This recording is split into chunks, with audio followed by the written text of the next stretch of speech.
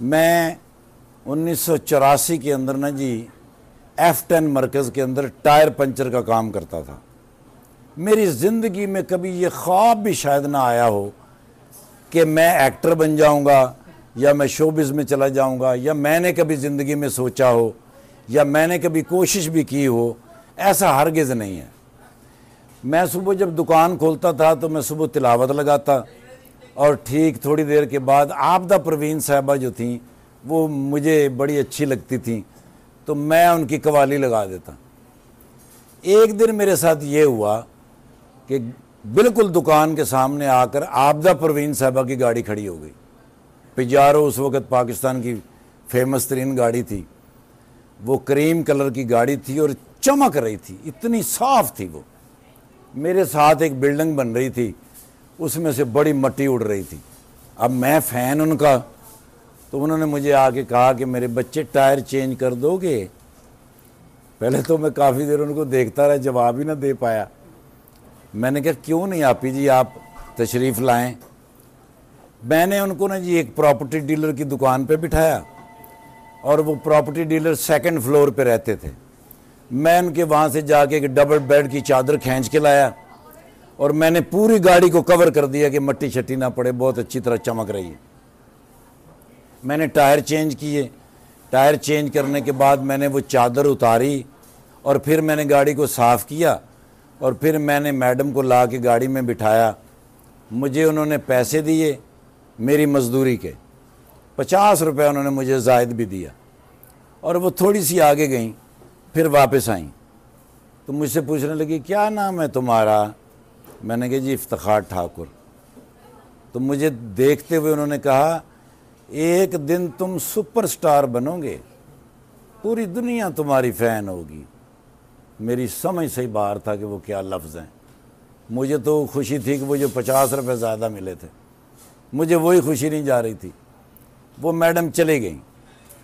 تقریباً کوئی 3 سال کے بعد سید نور صاحب کی کوئی فلم جو تھی نا جی، اس کا پریمیئر آ گیا سروز سینما کے اندر، تو وہاں جس بندے نے اس کو کنٹیسٹ کرنا تھا وہ بھاگ گیا یا کوئی پرابلم ہو گئی۔ اس کا جو مینیجر تھا نا جی وہ میرا دوست تھا۔ اس کی دوست ہونے کی وجہ صرف یہ تھی کہ بھئی میرے پاس وہ جو 3 روپے کی ٹکٹ تھی وہ بھی تھوڑی مشکل تھی۔ میری کوشش ہوتی تھی کہ وہ مینیجر کو 1 روپے دے کے کوئی ترلے ترلے کر کے تو فلم دیکھ لواں، بس اتنا سے ہی میرا دوست تھا۔ وہ آیا میرے پاس، اس نے مجھے کہا ٹھاکر اٹھ یار فٹافٹ، تیرنا بڑا ضروری کام پہ گیا۔ میں کہ سر ہوئے میلے کپڑے، برے حال، کالا منہ، کالے ہاتھ، کالے پیر۔ وہ مجھے لے گیا، اس نے جا کے مجھے اچھی طرح نلایا دھلایا، ایک نیا سوٹ اس نے مجھے لے کے دیا۔ انہوں نے کہا بھائی نے کمپیئرنگ کرنی تسی۔ اب میں نے کہا یار مجھے تو یہ کام آتا ہی نہیں، نہ کبھی میں نے زندگی میں کیا۔ تو اس نے مجھے لکھے ہوئے پیپر دیے، اس نے کہا یہ سارا کچھ لکھا ہوا، سید نور صاحب وہاں، میڈم سائمہ، بڑے بڑے سٹار، سمی بھی تھا، وہ جو عدنان سمی صاحب سیمنٹ دے گٹو جڑے۔ اب وہ پروگرام جب شروع ہوا تو میں نے دیکھا کہ عابدہ پروین صاحبہ وہاں چیف گیسٹ ہیں۔ وہ کافی دیر مجھے دیکھتی رہیں، میرے اندر اتنی بھی جرت نہیں تھی کہ میں ان کو جا کے سلام کر لوں۔ تو مجھے انہوں نے بلایا، مجھے کہنے کہ آپ نے میرے ساتھ پہلے بھی کوئی پروگرام کیا ہے؟ میں نے کہا نہیں میڈم۔ کہاں دیکھا ہے تمہیں؟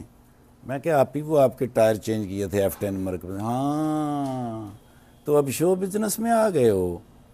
میں نے کہا نہیں آپ ہی پہلے پروگرام۔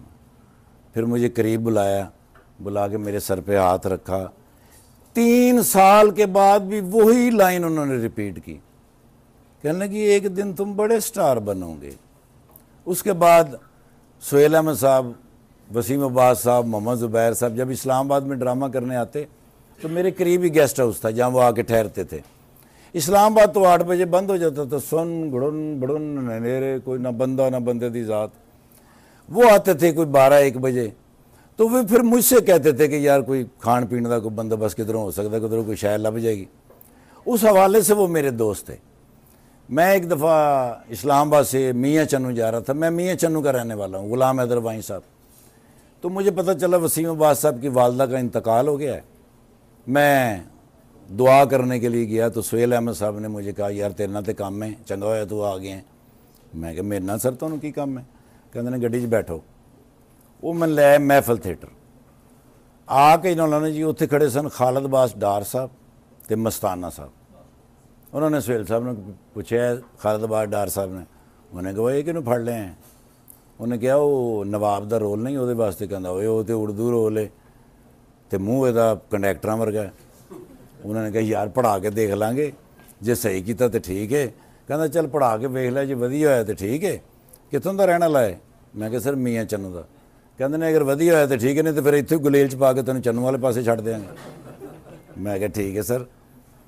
वो नवाब का मैंने एक रोल किया। अब मुझे तो उन्होंने कहा था भी 4 दिन के लिए आप चाहिए, अमानुल्लाह साहब को फ़्लाइट मिस कर गए हैं। वो ड्रामा मुझे करना पड़ा जी उनके साथ कोई 11 महीने। अब वो रचाओ, थोड़े अरसे बाद मज़ाकरात के अंदर आबिदा परवीन साहबा आई। अब दरमियानी रास्ता कितना है जी, 10 साल या 11 साल। अब लिफ्ट जब जैसे ही वो बाहर निकली तो हम सब लोग खड़े हुए थे रिसेप्शन के लिए, तकरीबन 6 लोग खड़े थे। तो निकलते ही उन्होंने सबसे पहले मुझे देखा। देखने के बाद वो आगे कदम आ रही थी तो ऐसे दोनों हाथ फैलाए, तो मैं जाके मिला तो मेरे कान के पास उन्होंने आके कहा पहुंच गए हो ना मंजिल पे। सर उनकी यादाश्त देखें कितनी ज़बरदस्त थी। और ये सब कुछ अल्लाह की तरफ से हो रहा था। मेरा ज़ाती उसमें कहीं भी कोई मामला नहीं था कि मैं कोई बड़ी कोशिश कर रहा था, बड़ी मेहनत कर रहा था, या मैं कोई स्टार बनने के बारे में सोच रहा था। ये सब अल्लाह की तरफ से हो रहा था। Don't forget to like, comment and subscribe.